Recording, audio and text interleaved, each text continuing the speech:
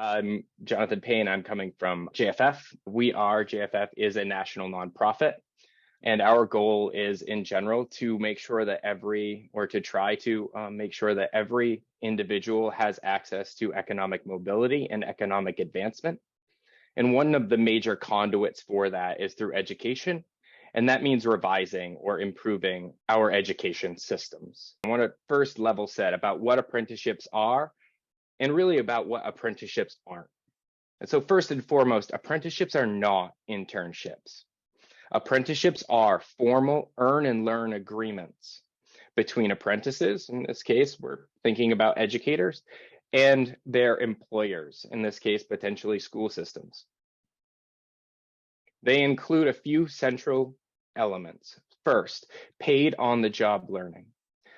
Second is as you increase your skills, your wages increase as well. These tie really well to annual salary increases that are often part of collective bargaining agreements or education contracts.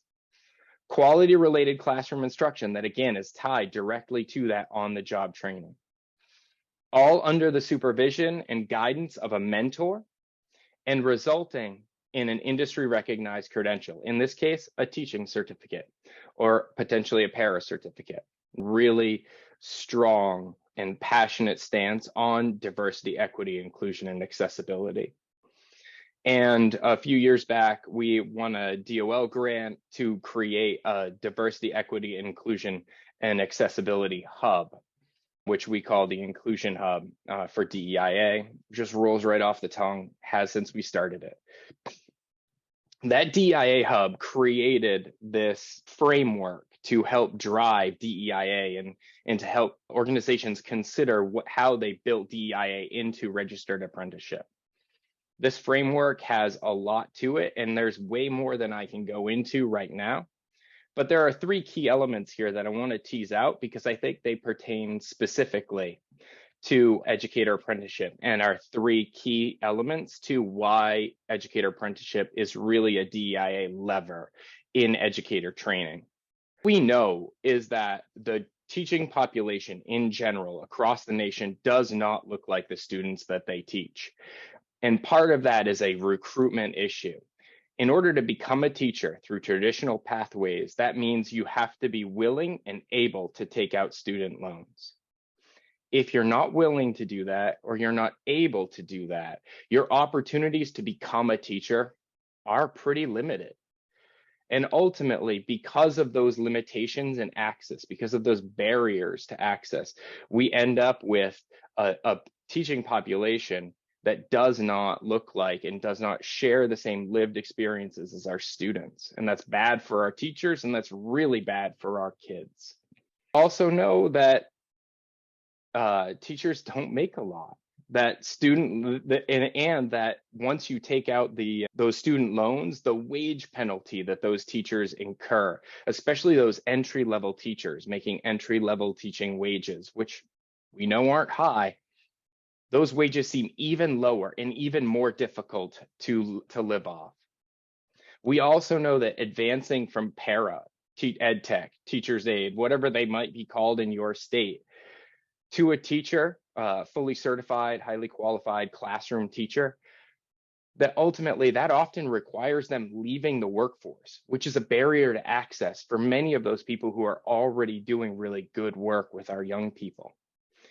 And that ultimately that lack of opportunity, that difficulty, that hardship in making ends meet leads to high turnover internally when we roll staff from district to district to district, from potentially rural, lower paying districts to more urban, higher paying districts.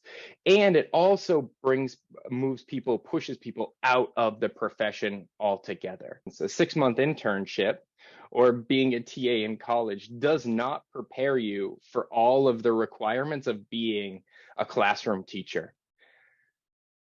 That, there's anecdotally, it takes 10,000 hours to master your craft. 6 months is not that.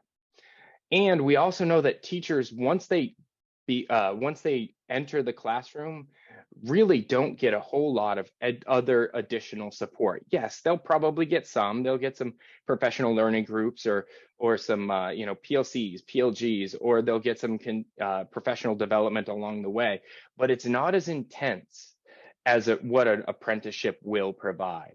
Ultimately, that lack of preparation really leads to burnout, and that burnout leads to teachers leaving the field, and it leads to that churn that degrades and reduces that student experience. And that's why I'm so passionate about educator apprenticeship. The college for all narrative is failing our kids. There are other opportunities and other pathways into good jobs, and that's what our students need. That's one of the things that our students need to hear, and they need to hear it from people who have the same lived experience that they do. I hope that you're as encouraged by all of this as I am. Feel free to reach out. I'd love to hear from you. If this is something that you want to dig into, I'm happy to support as best I can.